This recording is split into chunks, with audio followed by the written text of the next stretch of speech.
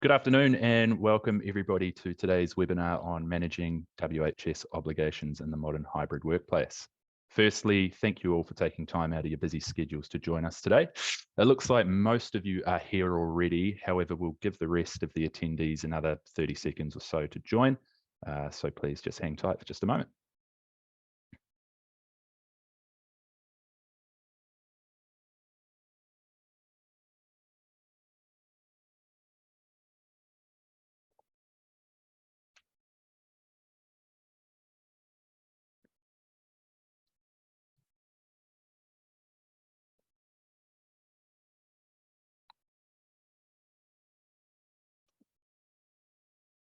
All right, I think we're about ready to go. So welcome once again, everybody, to today's webinar. In the last 3 or 4 years, the way we work has undergone a profound transformation. Many businesses have chosen to embrace a hybrid model, blending remote and on-site work arrangements to adapt to the evolving landscape. This has resulted in unique challenges and opportunities for ensuring the health and safety of employees. And today, we'll be discussing some of these challenges with you. Next slide. All right, to start off with, I'd like to introduce you to today's speakers. As you've probably already guessed, I'm Mark Stewart, and I'm a Business Development Manager here at HR Assured.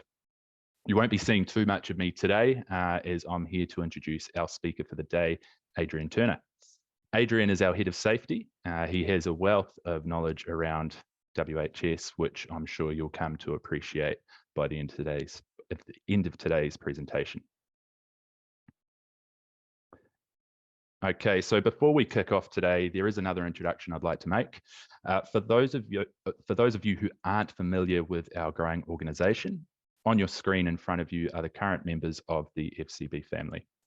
Top left is FCB Workplace Law. This has been around for over 25 years and is basically the backbone of where we get most of our expertise from, when it comes to employment law and WHS. Next is Smart Visa, which is our immigration and migration practice. On the bottom left is Enable HR. This is our technology arm of FCB. This is a cloud-based platform which helps centralize documents, contains all sorts of workflows and features such as performance reviews, all to ensure compliance across your business. Finally, there is QMS and Best Practice, which is part of our quality division. They can both help assist when you're seeking ISO and NDIS certifications for your business. What we'll be focusing on today, though, is the one that you can see on the top right, which is HR Assured. Essentially, HR Assured is your external HR and work health and safety partner for your business. Our slogan is avoid the admin, create the culture. We understand that you don't want to be spending too much time ensuring that you're meeting legislative requirements. Ideally, you're spending that time growing the business. To give a very brief rundown of our service, when a client joins us, we perform a comprehensive HR audit. This will help us diagnose any gaps that there may be within your HR documentation and processes, and we'll then work with you to fill those gaps and ensure that you're meeting your HR obligations. You'll also have access to our 24/7 telephone advisory service. Any minute of the day, you'll have a qualified professional on the other end of the phone, ready to provide advice on your HR queries. You will also get access to our cloud-based platform, HRA Cloud. This is our online platform to manage, track, and record all of your HR and WHS data.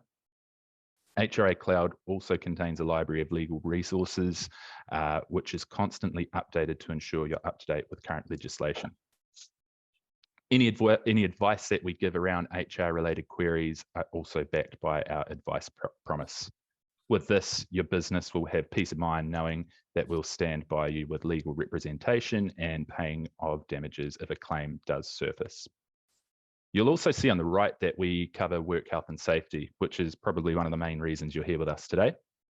Similar to what I've just mentioned around HR, we'll perform a comprehensive WHS audit on the business, and you'll also get access to the telephone advisory service.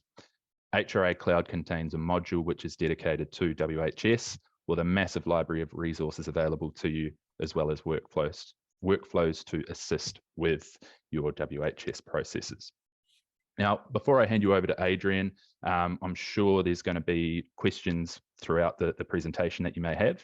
So if you look towards the bottom of your screen, you'll see a Q&A feature where you're able to ask questions. And then towards the end of the presentation, we'll be taking time to answer as many of these as we can, time permitting. If we don't get to your question, we'll do our best to follow up as soon as we can after the webinar. Over to you, Adrian.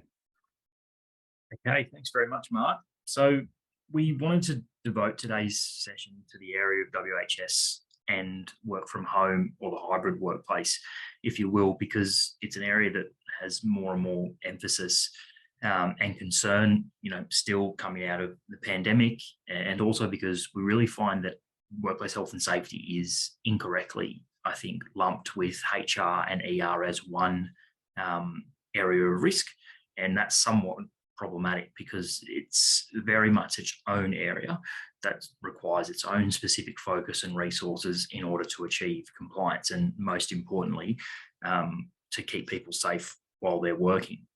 What we're seeing with the continual shift to a lot of work from home arrangements and the permanence of that is that for most employers, regulatory changes and legal precedent hasn't really yet kept pace with the changing face of the work environment, which can tend to leave employers confused and concerned about what their compliance obligations are, how the law applies to them, and what the actual risk is for their business. So we wanted to take you through how workplace health and safety law applies to the work from home environment, how employers and workers are to identify hazards that they have when they're working from home, how the hazards are addressed and managed, and how those hazards translate into risks of compliance for the business. So I'm hoping the session will help demystify it or simplify it for you a little bit, and perhaps give you a better platform to put some simple things in place in order to improve your state of compliance.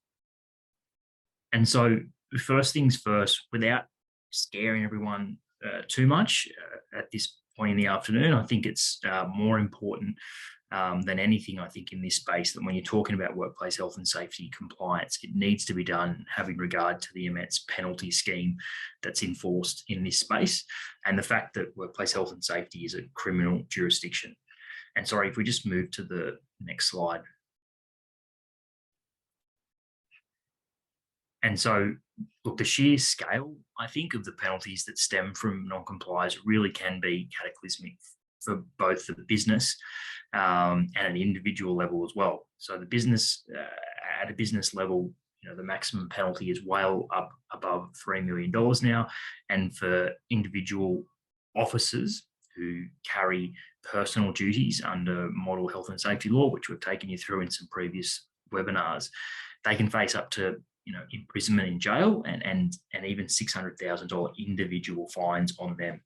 And so in addition to the workplace health and safety regime, you also have the possibility of action under the Fair Work Act or Discrimination Acts, and of course, workers' compensation claims that do arise from injuries as well, psychological or physical, in the workplace. And so when you couple those risks with the legal and internal consequences that or such as increases in unplanned absences, employee attrition and absenteeism, poor work quality that stem from some of these injuries that can happen when working from home, the combined effect, I think, of all these different possible ways that the business can be held liable only serves to highlight how important it is to be proactively managing those risks to your business.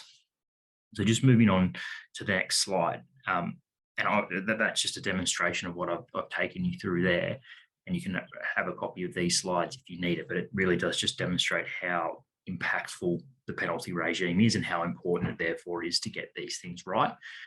And so on to the next slide. I think the first question to answer when you're thinking through what compliance looks like in a work from home environment is, so how does the law distinguish between what work from home is and what in an office is, or what the work environment is? And the answer is it really doesn't. The legislation doesn't really make that distinction.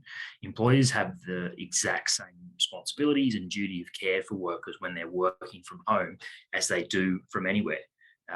It's just a different work environment. Workers are still going to be performing work and therefore meeting the definition under the Act. And so obviously there's very different hazards and risks to manage in a work from home environment. And the environment is nowhere near as controllable, I think, certainly as an office environment, but any physical environment where the employer can control the environment. But in the eyes of the law, nothing technically changes except the type of risks that you're actually managing. So remember that that at its core, workplace health and safety law is about a fundamental duty of care. Employers have that duty of care to ensure the safety and well-being of people within their workplace so far as reasonably practicable. And that means that employers are required essentially to do what they're reasonably able to in order to ensure the health and safety of workers when they work from home. And it's the same as that at the office. And so this is the standard that we're held to. Employers must first try to eliminate, so far as reasonably practicable, health and safety risks in the workplace. But if the risk can't be eliminated altogether, their next duty is to try and reduce the risk so far as reasonably practicable in those particular circumstances.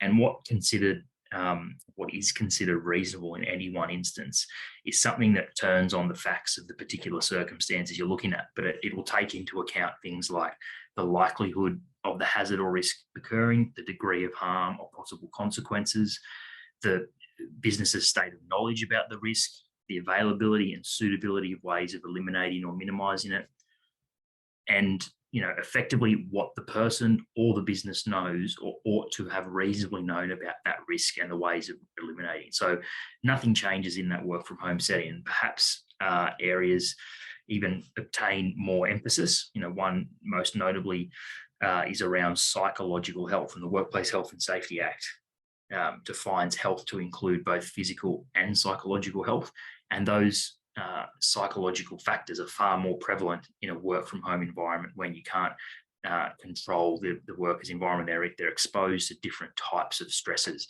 and more of them tend to be in a work from home environment than they otherwise would in many cases. And so the critical thing to point out in a work from home environment, I think, is that because those types of risks are the ones that you're far more likely to see at home, it's when the employees are away from the office. And so we'll dive into a little bit more detail into how you might best manage that as we work along. And so on to the next slide. So if we know that the law doesn't distinguish between a physical work site and a home environment, technically speaking, where do you start managing your obligations? The answer is really relying on tried and tested best practice risk management processes, and the simple 4-step process that underpins any risk management system or underpins any good and best practice risk management system is the one that should be applied in a work from home setting, just as it would in a construction site. So, and that is that, you first need to identify the hazards, i.e. find out and assess what could cause harm, and then you assess the risk. So understand the nature of the harm and how it could be caused by that particular hazard that you've identified. How serious is it, and what's the likelihood of it happening? And then you control the risk. So implement effective control measures to control that risk, and you implement the ones that are reasonably practicable in the circumstances. So what is reasonable in order to control a particular risk is going to depend on the nature of that risk, as we discussed. So what's reasonable in order to control a risk when an employee is working from home is going to be very different to what is reasonable for at a hazardous construction site where there's many physical risks, and it's far more reasonable to assume and put the liability on the managers of that work site to make sure that those risks aren't being exposed to people there. And the final step is to be ongoing or ongoing review of the hazards and control measures to ensure that they're working as they are planned. And so on to the next slide. So what are the main hazards that first need to be identified, and how are they identified? So I think, the types of hazards that you tend to see in a work from home environment are relatively established. They're things like workstation equipment, fire and electrical safety, slip, trip and fall hazards, manual handling and ergonomics, work-related stress, mental health, psychological hazards. So obviously there will be others depending on different environments, but they're the ones that I find are most common, and we need to first identify them in order to manage them. And that's typically done in a work from home environment through checklists, forms, other evidences that the employer can use to satisfy itself that the environment is safe for the employees to work from. And the other critical way in which we identify hazards is through consultation. So on to the next slide. I think the most fundamental part of any workplace health and safety system is consultation. And I'll dive into that in 1 second once I allow Mark to take you through a special offer we've got at the moment. Awesome. Thanks for that, Adrian. Look, we're already seeing a steady stream of questions coming through, so please remember to stick around at the end of the presentation for us to answer as many of those as possible. Hopefully, you'll all know what that barcode looking thing is on your screen in front of you. Basically, what we're offering to you all today is a compliance consultation free of charge. So you'd be meeting with one of the HR Assured team. In the consultation, we'll look to uncover any risks or threats to your company, mitigate and reduce workplace hazards and injuries, and assess whether your business is compliant with Australia's complex WHS laws. This is really, really easy to do, very straightforward process. And there are, of course, absolutely no obligations. So you can just go ahead and scan that QR code or follow the link below it, and it'll take you through to a page to get you booked in. Back to you, Adrian. Thanks, mate. And so, as I was saying, the consultation that you need to have, just one more slide, please. So consultation is a fundamental obligation that you have under workplace health and safety legislation. So in relation to just about every duty that you've got, you have an obligation as part of that duty to consult with your workers about the hazards and risks that are affecting them. And even outside of this strict obligation, I think it becomes so much more important to be consulting with your workers, i.e. talking to them about how they're working from home and their environment in a setting where your workers are removed from a social environment and the ability to discuss matters that might affect them as they work. So, obviously you have that obligation to consult if you're ever tested or if there's any investigation into a workplace health and safety matter. One of the first things the regulator or investigator is going to say to you is, or try to have you establish, is how you had been consulting with your workers about health and safety matters. So you've got that obligation irrespective. But the second part of it is that, it will help you identify hazards that lead to risks and help you, I guess, workshop how you might control them just by talking to your employees and asking them about certain things that are affecting them at work. So it's so important to take the views of your workers into account when making decisions about health and safety matters, because they're your eyes and ears. You don't actually know in many cases, what the hazards and risks are until you're talking to them. So it's kind of a two birds, one stone situation, I find, in that you're satisfying your obligation to consult on health and safety matters, but you're also getting that feedback about what are the types of things that are affecting your workers while they work. And just on to the next slide. I think it's, again, just not to harp on this issue, but it's just so important to have regular and communication with your workers and set realistic and clear instructions on workloads, tasks, roles, and to monitor workloads and identify additional safety risks that might impact your people. And we'll talk through them in respect of psychological hazards in a little bit later on in the presentation. But you'll also consider how your existing policies and procedures apply in respect of consultation when you're working from home. So how will your workers notify you of incidents, injuries, hazards, changes in circumstances? How will you continue to consult with them about health and safety matters through those processes? And how workers are to report attendance, timesheets, leave, entitlements, and other arrangements. So they're all, in some cases, forms of possible consultation. And so they're important to consider how you're going to manage that when employees are working from home. So on to the next slide. Once you've identified those hazards that you've got, remember our risk matrix that we discussed earlier, the next step is to conduct risk assessments, essentially to try and understand the potential impact of the risk on your people. So the risk assessment essentially just involves considering what could happen if someone is exposed to a particular hazard. Take, for example, ergonomic risks and the likelihood of that happening. And so a risk assessment is going to allow you to determine how severe is the risk, whether existing controls that you might already have in place are effective enough, what actions or additional actions you might need to take to control the risk, how urgently the action needs to be taken, which workers are at risk of exposure, what sources and processes are causing the risk, what kind of control measures should be implemented in best practice circumstances, and the effectiveness of what's there. So a risk assessment can be undertaken with varying degrees of detail, depending on the type of hazard and the information, data, resources that you might have available to you. It can be as simple as a discussion with your workers, or involve specific risk analysis tools and techniques developed for specific risks or recommended by safety professionals. And for some complex situations, expert and specialist advice may be useful and necessary even in order to conduct a proper risk assessment. And so we do have available specialist work from home checklists that we can provide to you to download.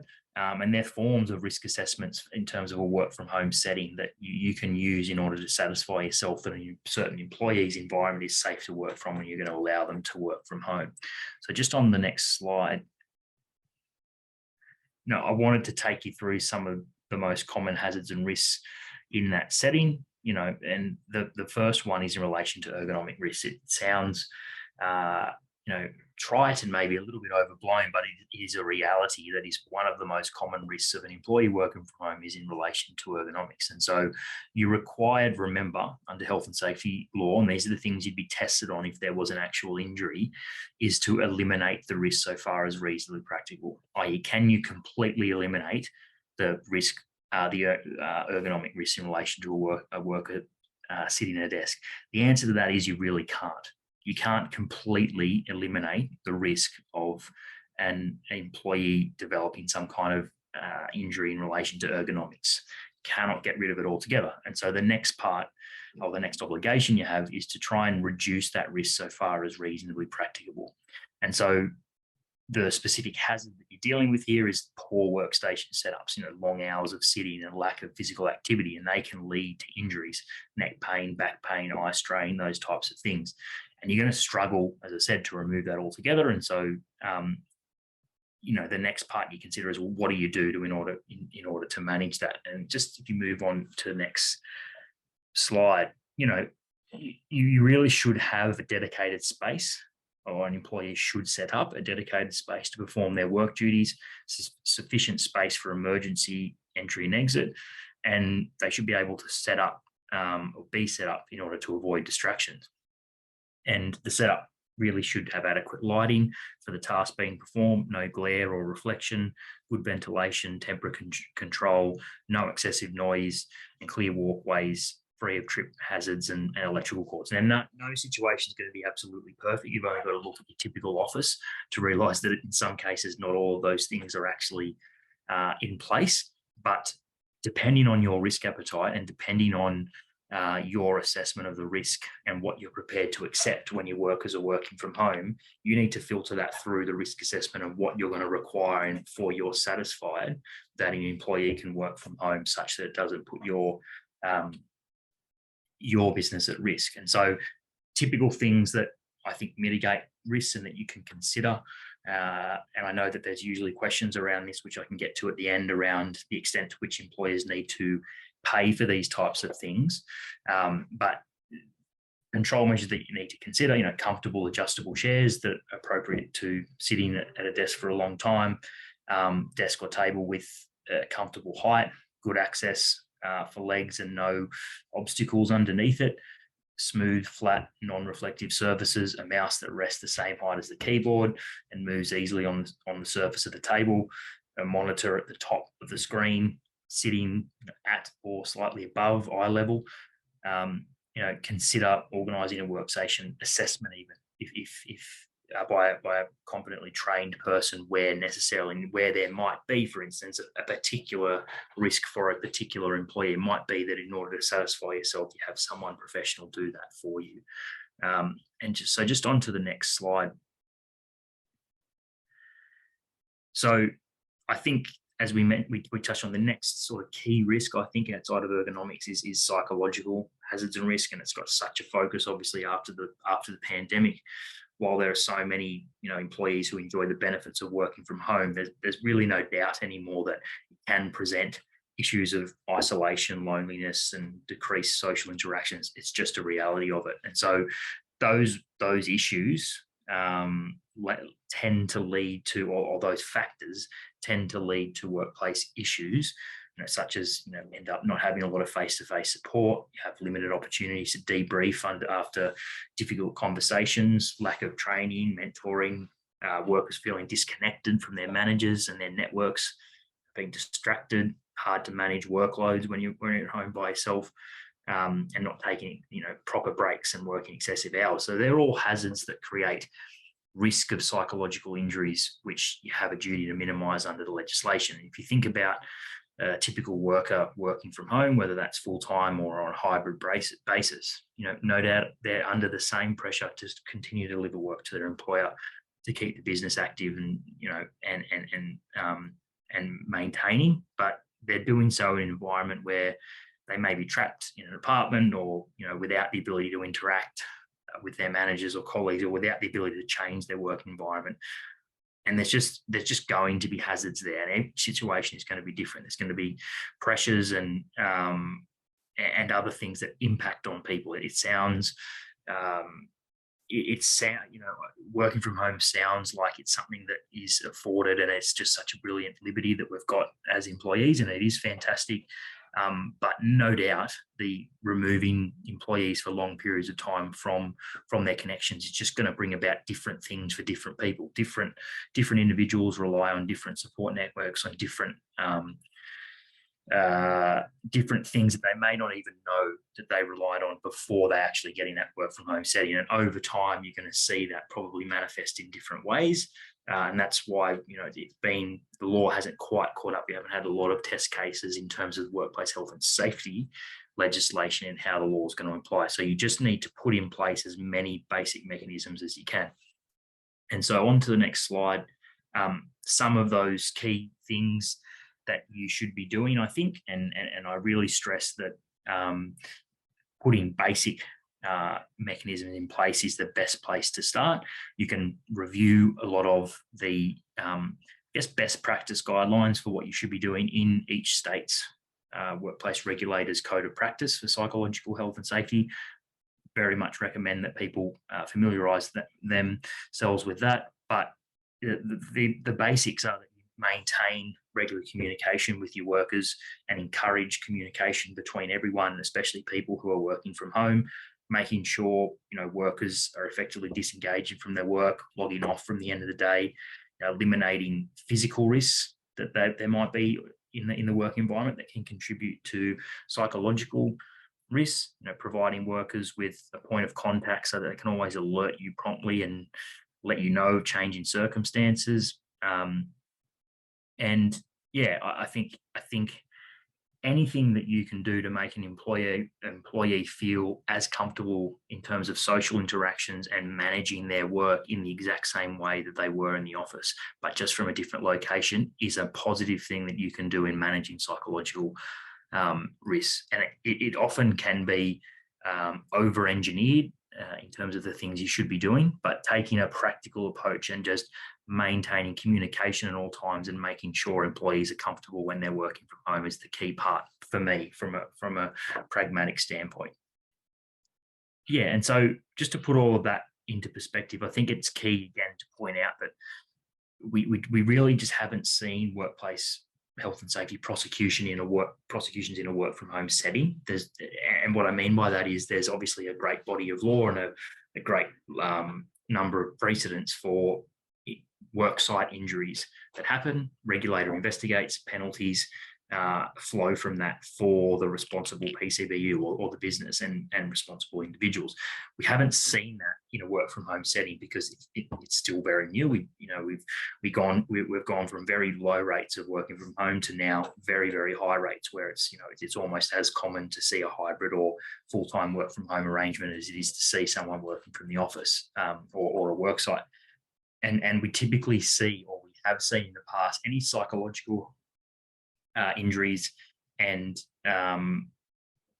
things of that nature have been enforced or claims have been made in what I would call employee compensatory jurisdictions. And what I mean by that is where employees receive a benefit or a compensation because of the claim that they make. That is not the workplace health and safety jurisdiction. So it sounds very similar. You've got workplace health and safety enforced by the regulator, being Safe Work in each particular state. They carry out prosecutions and provide penalties, whereas a workers' compensation claim is something the employee brings for an injury. So very similar in terms of there's an injury at work, except that is obviously something where the employee receives a benefit. And so you, in most cases, more likely to see it in that jurisdiction. But in time, we will start to see the regulator, we just don't know how, seeking to enforce these types of things like psychological hazards and risk, and doing, worksite inspections and doing prosecutions when there's been a psychological injury, something you're going to see more and more of. And so it's great to try and put these things in place now so that you're ready for, I guess, that changing face. And so I'd probably reiterate again that the recent codes of practice implemented in each state for psychological hazards risks, particularly, they do foreshadow that shift in a regulatory approach, which means when you combine it with all those other risks of compensatory jurisdictions, it's crucial that you have those systems in place, and just really crucial that you're able to evidence at the right time that you did have proactive measures in place in order to comply. And so what does that look like? I think for me, if we move on to the next slide, if discharging your duties and reducing your risk is about creating a system or the framework for managing these duties, what are the types of things or elements of that system? And for me, first and foremost, you need to create a safe and physical online work environment. And so the most obvious thing is we need to ensure that our workers are safe, no matter where they are, secure, good surveillance, be well lit. Measures need to be put in place in order to monitor health and safety and employee well-being, check-ins, surveys, ensure that employees are aware of support programs like employee assistance and welfare service. And remembering all of these things can be evidence. If you can evidence that you're doing all of those things in some way, the more and more steps you take in order to be able to demonstrate it in the event that you're questioned in the form of an investigation or something like that. The next is around creating safe systems of work and procedures. And, we've discussed the importance of that system a lot. And what we mean when we talk about your system is how do you go about your operations? Is safety and the protection of well-being embedded in how you go about your work and how the business does the things that the business does? Is safety embedded in that? Do you have, for instance, a risk register where you place things where all the hazards and risks can be recorded and managed by the business and regularly reviewed? Are you checking in with workers and keeping those things in a register somewhere, discussing policies and procedures? What are the expected standards of behaviour? For harassment hazards, for instance, which is a psychological hazard, is there a functional place for addressing power imbalances and reporting structures where one gender might hold most of the decision-making positions? Is a system in place for reviewing worker tasks and priorities and resources? All of these types of things are elements of your workplace health and safety system, which should be codified somewhere in written documentation and then activated and enforced within the business. As part of that system, as I touched on, implementing best practice policies. So important to review your workplace policies and procedure and ensure they are properly equipping employees with the information and tools they need in order to protect their safety as much as reasonably possible. So work policies, often sound tried and overly administrative, but they really do help determine if employees have been provided with clear, lawful and reasonable directions about the performance of work from home, start and finish times, attendance in training, taking breaks, attending virtual opportunities to socialise. What are your policies and procedures around that? So well-drafted and propagated policies, they help set out how your business will prevent and respond to issues when your workers are working from home. Just as important as policies and procedures is your training information, especially for managers. People need to understand how to work under them, what's expected of them, in order to promote health and safety in the workplace. regular training for workers really does address hazards and reporting risks, incidents, and it'll ensure that everyone in the business is pulling together on health and safety and, I guess, singing from the same song sheet. Making sure you're addressing unsafe behavior early, building a culture around addressing hazards and risks as early as possible. People will notice if the business and managers and senior people are addressing unsafe practices early and calling things out and making sure that health and safety is a priority at all times. Employees really need to see and feel how the business acts and treats unsafe work, and be empowered to proactively address it themselves as well. And part of that, encouraging a culture of reporting hazards and unsafe work. So building on that same cultural piece. If you're encouraging people and there's regular reminders about how the business wants you to be reporting unsafe work, that is part of it. So if you're encouraging that through the right channels and in accordance with policies and procedures, when you are noticing unsafe work, that there is a mechanism in order for people to report that in the right way. Same thing goes for working from home. Can an employee report hazards and risk in the right forum?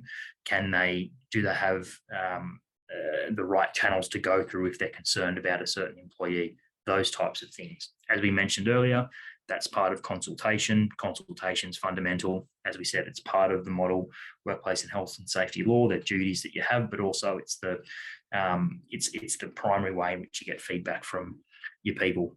And then also following codes of practice. I mentioned it a couple of times in respect of psychological injuries, but any code of practice that you've got, they are essentially the Bible for managing particular health and safety risks. So there is one for psychological hazards in each state. I definitely encourage anyone to have a flick through that and familiarize yourself with the best practice recommendations for what you should be doing. Okay, just on to the next slide, and I'll hand it back over to Mark. Alrighty, cool. Thank you for that, Adrian. Now, just as a quick reminder, we have a QR code here for you to, basically, we're giving you the opportunity to do a compliance consultation at no cost. Now, keep in mind, this is really quick and easy to do. There's absolutely no obligations. You can either scan the QR code here or follow the link that you can see underneath the code itself. We'll give you 15-20 seconds just to give you an opportunity to do that now before we move on to the Q&A session.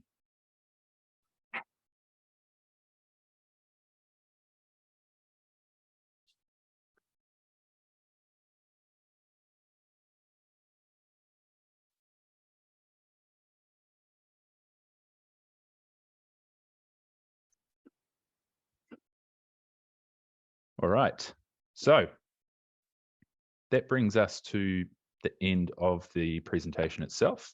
And we'll be answering some of your questions in just a moment. But before we do that, you're now going to see a different QR code down at the bottom of your screen to what we had on the previous slide. We're also now offering you the opportunity to speak with our telephone advisory service for free.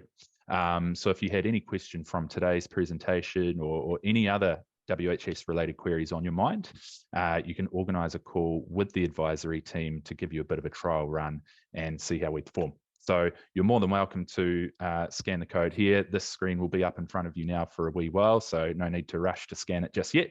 And now we're going to move on to the questions. So Adrian, the first one is, and by the way, we got so many questions that we're not going to get through all of them. Apologies to those of you that have asked questions that we don't get to today. We'll come back to you with answers as soon as we can. So firstly, Adrian, what are the responsibilities of employees caring for children whilst working from home? The responsibilities for employers is, first of all, you need to remember that children are not covered by the workplace health and safety legislation. They're not workers for the purpose of the Work Health and Safety Act. So your responsibilities are to manage the health and safety or the risks to health and safety of your workers while they're at home. If you consider, and it probably is, that working around children and having them present is going to be a hazard and risk, then you need to manage that hazard and risk in the same way you'd manage any other hazard and risk, whether it be ergonomics or psychological hazards and risks that we've talked about.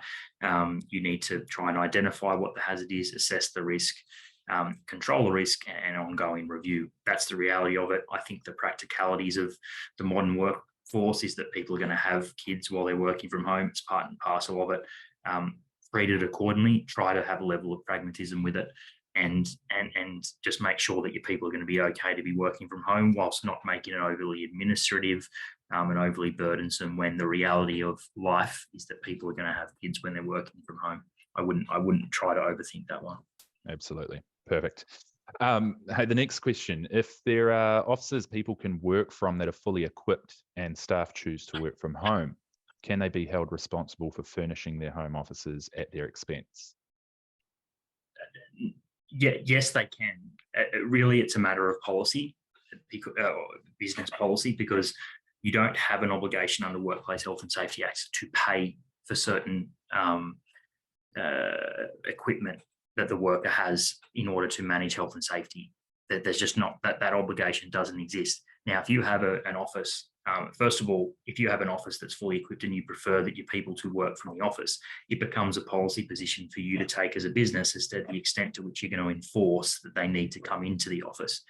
If you then by policy or by negotiation with individual employees or across the board want to say to employees that you can work from home, but these are the requirements that we want to set, that we want to make sure are in place from a health and safety standpoint before you work from home. Any of those things which you don't have are your responsibility. You can say that in policy, and it will be the employee's responsibility to do that for you. Obviously, in order to perform work, they will need certain pieces of equipment, but if it's not health and safety related and therefore not necessarily captured by the Health and Safety Act, there is no broad obligation to pay for that type of thing. So it's a policy position that I think each business needs to take based on its own circumstances. Okay, no worries. Now, how can an employer firstly check and then demonstrate that they've checked and assessed psychosocial hazards?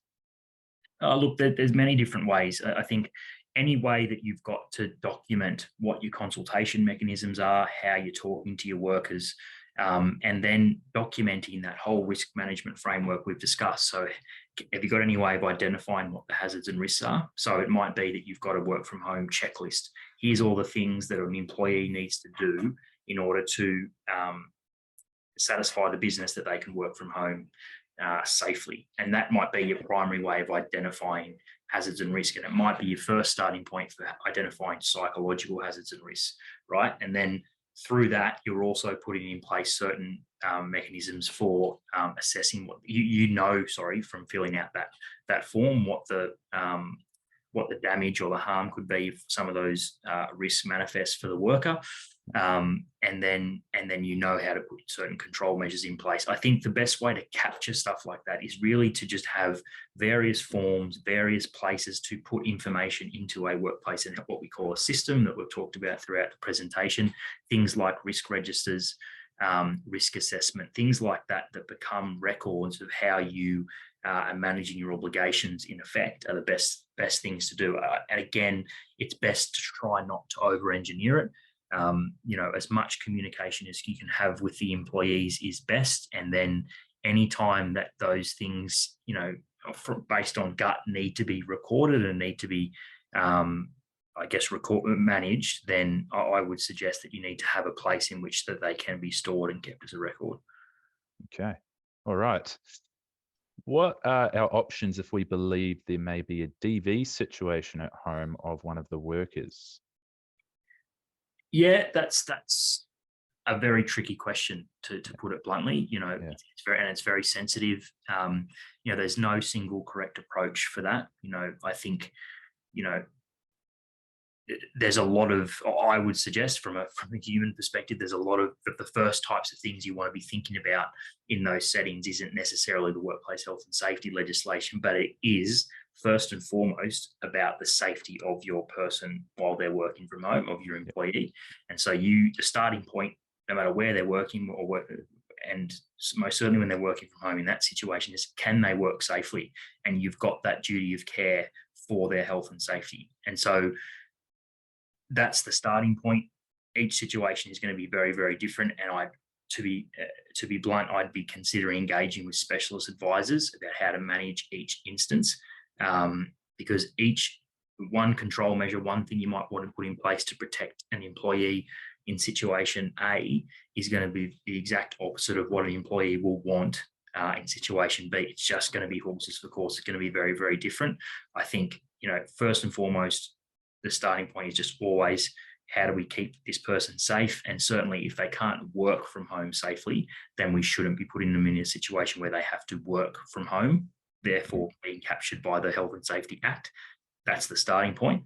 But often it's much, much more complicated than that. And there's different things and considerations for each one. And I'd strongly urge you to have as much communication as you can with the employee to find out what they want, and then certainly try to engage with people who know what they're doing in this space, because it's a very tricky area and very sensitive one.